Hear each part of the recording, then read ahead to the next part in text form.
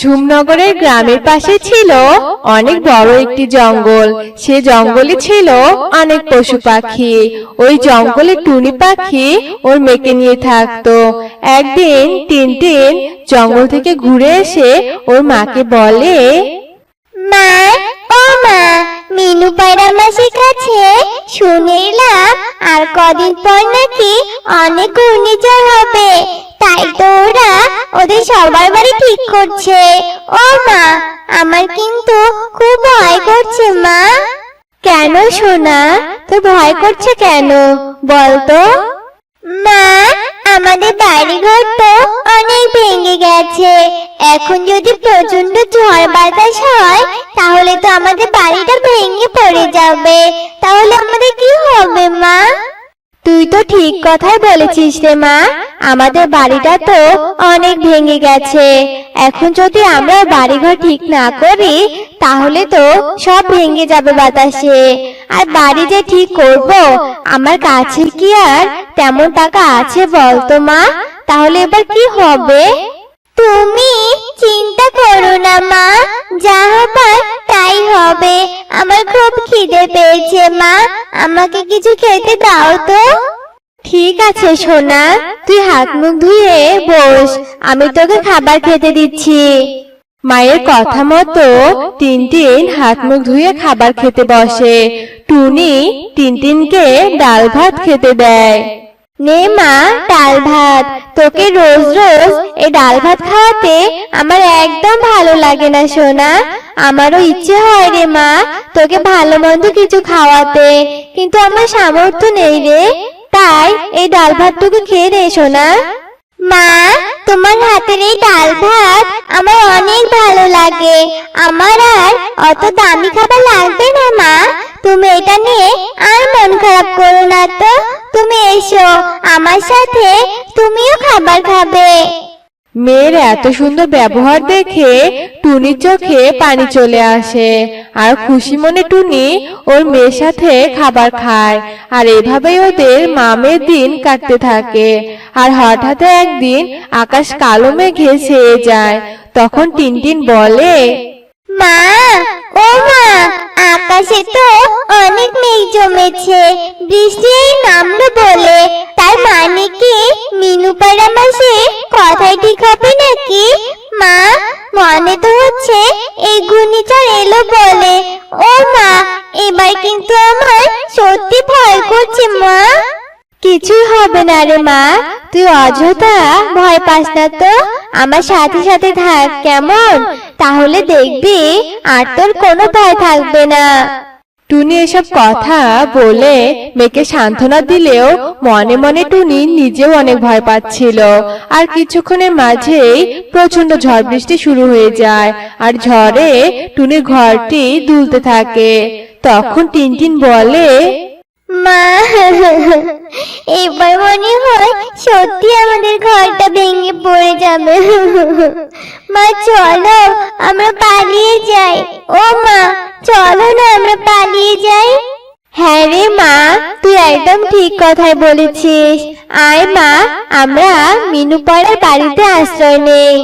তারপর এই ঝড়ে টুনি আর টিনটিন মিনু পাড়ার কাছে আশ্রয় চায়।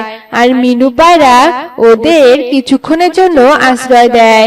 কিছুক্ষণ পর ঝড় থেমে গেলে টুনি ওদের বাসায় ফিরে আসে আর দেখে ওদের বাসাটা একদম ভেঙে গেছে। সে কি রে মা, আমাদের বাড়িটা তো একদম ভেঙে গেছে। তাহলে এবার কি হবে রে মা? আমরা কোথায় থাকবো?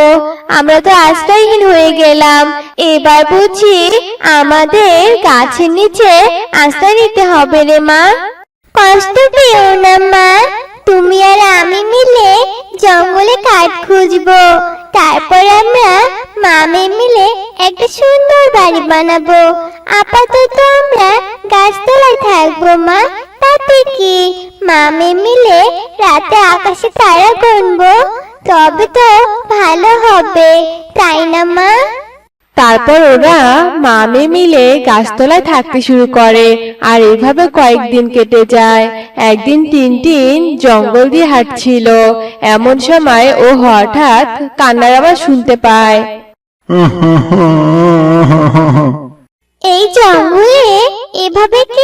আছে?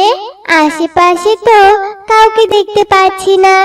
দেখি তো চারদিকটা খুঁজে আশেপাশে কাউকে খুঁজে পাই কিনা।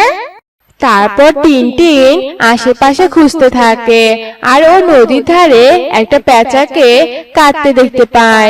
পেঁচার কান্নার শব্দ শুনে টিনটিন পেঁচার কাছে যায় আর বলে, কি হয়েছে কাকু? তুমি এভাবে নদী পাড়ে কাঁদছো কেন? কি হয়েছে তোমার? বলো আমাকে। আসলে মা, আমি জাদু জানি, আর একটি শয়তান জাদু কাক আমার মেয়েকে ধরে নিয়ে গেছে। আমার মেয়েকে ওই জাদুকর কাক মেরে ফেলতে চায়। ওই জাদুকর কাক ওর শক্তি বৃদ্ধি করার জন্য আমাকে গোলাপি সাবান নিয়ে যেতে বলেছে। ও গোলাপি সাবান পেলে আমার মেয়েকে নাকি ছেড়ে দিবে, কিন্তু ওই গোলাপি সাবান যে সে সাবান নয়। ওই গোলাপি সাবান এই জঙ্গলের কোথাও পড়ে আছে।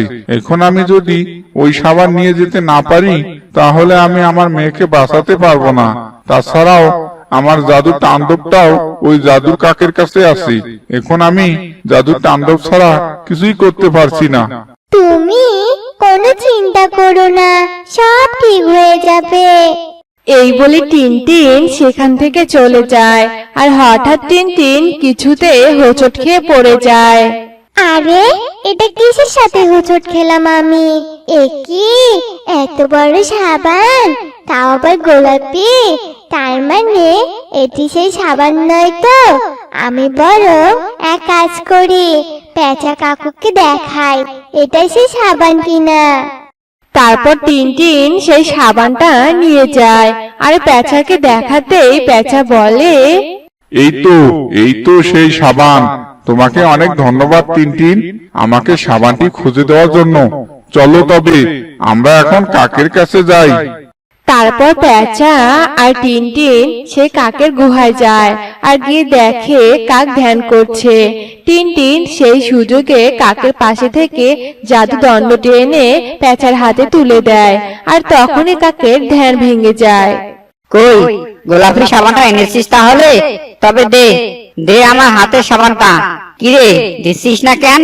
গোলাপি সাবানটা দে বলছি। না কাক, আমি আর তোমাকে সাবান দেব না। তুমি অনেক কষ্ট দিয়েছো আমাকে আর আমার মেয়েকে। এবার উচিত শিক্ষা দেব আমি তোমাকে। এরপর পেঁচা তার জাদু দণ্ড দিয়ে কাককে মেরে ফেলে আর ওর মেয়েকে রক্ষা করে আর টিনটিনকে বলে, তোমাকে অনেক ধন্যবাদ। আজ তোমার জন্য আমি আমার মেয়েকে ফিরে পেয়েছি। তবে তোমার মুখটা এত শুকনো লাগছে কেন? তোমার কি কিছু হয়েছে? এরপর টিনটিন ওদের বাড়ি ভাঙার কথা সবটা খুলে বলে। ও তবে এই ব্যাপার, তুমি কোনো চিন্তা করো না। তুমি আমাকে তোমার ভাঙ্গা বাড়িতে নিয়ে চলো। এই নাও টিনটিন, এই সাবানটা তোমার। তুমি এখন থেকে তোমার মায়ের সাথেই থাকবে, আর এই ঘরের ভিতরেই তোমাদের প্রয়োজনীয় জিনিস সব পাবে। এবার তাহলে আমি চলি। তারপর পেঁচা সেখান থেকে চলে যায় আর এরপর থেকে টুনি আর টিনটিন সাবান বাড়িতে থাকতে শুরু করে। তাদের আর কোনো কিছুর অভাব হতো না, সুখে দিন কাটতো তাদের। দূরের এক বনে টুনি তার সৎ মা আর সৎ বোন টিনার সাথে বাস করত। মা মা ও মা, আমার না গরম গরম আলুর পোস্ত খেতে খুব ইচ্ছে করছে। ওই টুনিকে এক্ষুনি আমাকে আলুর পোস্ত বানিয়ে দিতে বলো না মা। হ্যাঁ রে মা, বলছি দাঁড়া। কিন্তু ওই নবাব জাতিকে তো দেখছি না, আর ও কি বাড়ি থেকে চলে গিয়েছে নাকি? গেলে তো আমাদেরই ভালো হতো, যত সব। ওই কপালপুরি কাঙ্গালিটা এখনো ঘুমাচ্ছে মা। কি এত বেলা হয়েছে তবুও ঘুমাচ্ছে? দাঁড়া, ওকে আমি দেখাচ্ছি মজা। এরপর পায়েল একটা লাঠি নিয়ে টুনির ঘরে যায় আর টুনিকে মারতে থাকে। কি করছো কি মা? আমাকে মারছো কেন? মেরো না মা, আমাকে মেরো না। আমি অসুস্থ, আমার খুবই জ্বর এসেছে। আর মেরো না মা আমাকে, আমার খুব লাগছে। জ্বর না ছাই, তোর এসব কাজ না করার বাহানা, তাই না? যা এক্ষুনি আমার মেয়ের জন্য আলুর পোস্ত বানিয়ে আন, যা বলছি। মা, জ্বরে আমার হাত পা কাঁপছে, আর তুমি আমাকে বলছো বাহানা করছি। মা যা হতো তাহলে কি তুমি এমন করতে পারতে? পারতে না তো। কি বললি? তুই তোর এই কুচি চেহারার সাথে আমার এত সুন্দরী মেয়ের সাথে তুলনা করছিস? তোর সাহস তো কম নয় রে। যা যা বলছি, কাজ কর। পায়েল টুনিকে ঘাড় ধাক্কা দিয়ে রান্নাঘরে পাঠিয়ে দেয়, আর নিরুপায় হয়ে টুনি রান্নাঘরে যায় আর টিনার জন্য রান্না করে। এভাবে অত্যাচারের মধ্য দিয়ে টুনির দিন কাটতে থাকে। একদিন টুনি নলকূপের পাশে থালা বাসন মাজতে থাকে আর কান্না করতে করতে বলে, বাবা, কেন তুমি দ্বিতীয় বিয়ে করে আমাকে নরকে রেখে চলে গেছো? জানো বাবা, তুমি চলে যাওয়ার পর থেকে এরা আমাকে দিয়ে অনেক কাজ করায়, আমাকে ঠিক মতো খেতেও দেয় না। মা, বাবা, আমি তোমাদের কাছে যেতে চাই। হে সৃষ্টিকর্তা, তুমি আমার মতো অভাগিনীকে কেন বাঁচিয়ে রেখেছো? এমন সময় পায়েল চিৎকার করে বলতে থাকে, হ্যাঁ রে, আজকে দুপুরে খাবার এখনো বানাসনি কেন? হ্যাঁ, আমাদেরকে কি তুই উপোস রাখার বুদ্ধি করেছিস নাকি শুনি? এই তো আসছি মা। টুনি চোখ মুছে ঘরে যায় আর ওদের দুই মা মেয়েকে খেতে দেয়। টিনা একবার মুখে খাবার দিয়ে ফেলে দেয় আর বলে, ওরে বাবা রে, ঝাল! উফ, কি ঝাল হয়েছে মা! আমার যে খুব ঝাল লেগেছে। এই নে মা, তুই পানি খা। শয়তান টুনি, তোর এত বড় সাহস! আজকে তোকে আমি এ বাড়ি থেকে তাড়িয়েই ছাড়বো। পায়েল এ কথা বলে টুনিকে ঘাড় ধাক্কা দিয়ে বাড়ি থেকে তাড়িয়ে দেয়। টুনি কান্না করতে করতে একটা নদীর ধারে যায় আর বলতে থাকে, এই পৃথিবীতে কেউ আমার আপন নয়, আমি এই জীবন আর রাখবো না। বাবা মা, আমি আসছি তোমাদের কাছে। টুনি নদীতে ঝাঁপ দেয় আত্মহত্যা করার জন্য, কিন্তু টুনি মৃত্যুবরণ করার পরিবর্তে একটা নৌকায় করে নদীর উপরে ভেসে ওঠে। টুনির মাথায় বেশ লম্বা চুল ঝুলতে থাকে। টুনির মৃত্যুর পরিবর্তে বেঁচে উপরে উঠে আসায় বেশ অবাক হয়ে যায় আর বলতে থাকে, এ কি? আমি মৃত্যুবরণ করার জন্য নদীতে ঝাঁপ দিয়েছিলাম, কিন্তু আমি বেঁচে গেলাম কি করে? আর আমার মাথায় লম্বা ঘন চুল আসলো কি করে? এটা আবার কোনো বিপদ নয় তো? এমন সময় নদী কথা বলে ওঠে, না সুন্দরী পাখি, এটা কোনো তোমার বিপদ নয়। তুমি যে নদীতে ডুব দিয়েছো, এটা কোনো সাধারণ নদী নয়। ওই চুল নদী তোমাকে আশীর্বাদ স্বরূপ দিয়েছে। এই চুল তোমাকে সাহায্য করবে। চুল আমাকে সাহায্য করবে? কিন্তু কিভাবে? সেটা তুমি সময় হলেই বুঝতে পারবে। এবার তুমি ফিরে যেতে পারো সুন্দরী পাখি।